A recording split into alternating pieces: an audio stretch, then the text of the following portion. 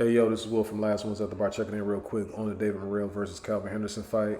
Kalvin Henderson, they call him the hot sauce. He came in, trying to put a blemish on David Morrel's record. He's a young fighter who they were fast tracking. He's out of Cuba. He fights now out of Minneapolis, so it's sort of a homecoming fight for him.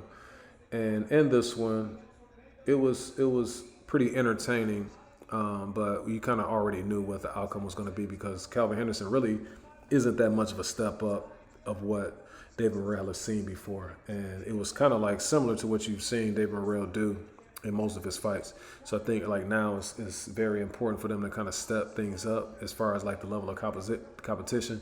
The super middleweight division is kind of top heavy, and it's not that many like mid-level fighters that are, I would say, talented enough really to concern somebody who's as talented as David Morrel. So I think that they should start stepping up the level of his opposition, because here's the problem, is that if you are fast tracking him to fighting guys like this and then start fighting a Benavidez, a Canelo, a Plant, or whoever, even like a Billy Joe Saunders, I think those guys will eventually take you to school because you're just really good at one thing. I don't want to, take a dump on his win, and he's so young, but it just seemed like they're fast tracking because he has a belt right now. And once you have a belt, then it's like time to take on all comers.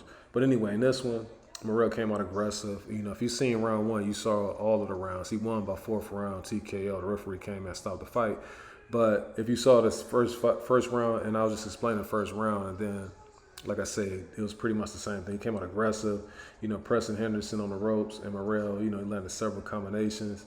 And Henderson, he countered pretty good, for somebody who was taking so much punishment.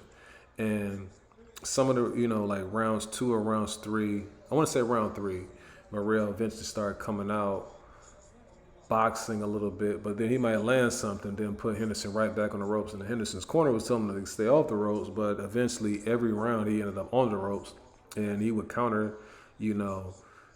something, back at Morrel, which to me, when I saw some of the counters that he was able to land, and he's not that big of a puncher, that's what concerns me most about Morrel, is that, let's say, for instance, you're fighting somebody who can take what it is that you're bringing, but then they setting you up, they lining you up for what it is that they like to do, and they can punch. And so, how is that going to end for you?